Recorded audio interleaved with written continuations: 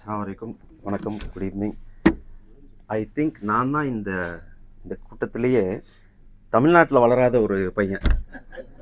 நான் சொன்னது, அப்பா வந்து 74 வந்தாங்க. நான் பிறந்தது மட்டும்தான் நம்ம நாட்டில் பிறந்து படித்தது, வளர்ந்தது, பின்ன வெளிநாட்டில் போய் படித்தது. அதனால் சுத்த தமிழில் பேச வராது. ஆகையால் மன்னிக்கவும்.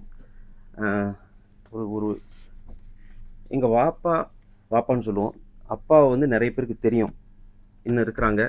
But one of the very active members of the society from 70s. அப்போலாம் சொல்லுவாங்க, நான் வந்து 70s வந்தப்போ ஒரு தமிழனை பார்க்க துடிப்போம். ஆனால் மலையாளிஸ் இருந்தாங்க. அப்போ போயிட்டு, சாரி மேம், 2 மினிட்ஸ் கொஞ்சம் தாண்டோம் ஏண்டா, இது கொஞ்சம் உள்ளத்தால் நான் ஒரு விஷயம் பேசினேன். 3 மினிட்ஸ் 3.5 நிமிடங்கள். அப்போது அப்பா சொல்லுவாங்க, தமிழில் நான் பார்க்க முடியாதுப்பா, தமிழ் ரெஸ்டாரண்ட் இருக்காது. மலையாளி ரெஸ்டாரண்ட் போவோம், அவனுக்கு முட்டை போட தெரியாது. அவன் எண்ணெயை வந்து சூடாக இல்லாத நேரத்தில் முட்டையை உடைச்சிடுவான்.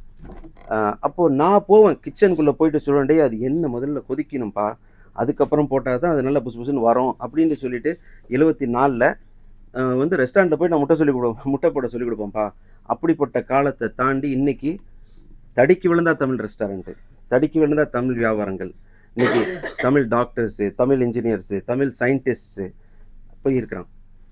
உங்களை பார்க்கும் போது எனக்கு எங்கள் அப்பா ஞாபகம் வருது. சுருக்கமாக ஒரு வார்த்தை சொல்லணுண்டா, எங்கள் அப்பாவை நான் பார்த்து வளர்ந்தேன். 25 வருஷம் கூட பிரயாணிச்சிருக்கிறோம். அதை விட சொல்லப்போனால் பன்மடங்கு அதிகமான முயற்சிகளில் நீங்கள் ஈடுபட்டு இருக்கிறீங்க. நீங்களே சொல்லியிருக்கிறீங்க, ஒன் ஆஃப் த மோட்டிவேஷன் உங்கள் வாப்பா எனக்கு சொல்லியிருக்கிறீங்க. அதனால் ஆகையால் உங்களுக்கு நிறைய வாழ்த்துக்கள் இருக்குது. வாப்பாட்டையும் சொல்லுவேன், உங்கள் வாப்பா எப்போ பார்த்தாலும் அன்சாரியோட முகத்தை பார்த்துக்கிட்டே இருக்கலாம்ப்பா. இப்போ துபாய் ஷார்ஜாவில் இருக்கிறாங்க, அவங்களுக்கு டயாலிசிஸ் போயிட்டுருக்கு.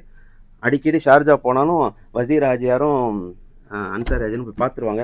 ஆகையால் உங்களுக்கு நிறைய வாழ்த்துக்கள் இருக்குது, எல்லாரோட துவாக்களும் பிரார்த்தனைகளும் இருக்குது.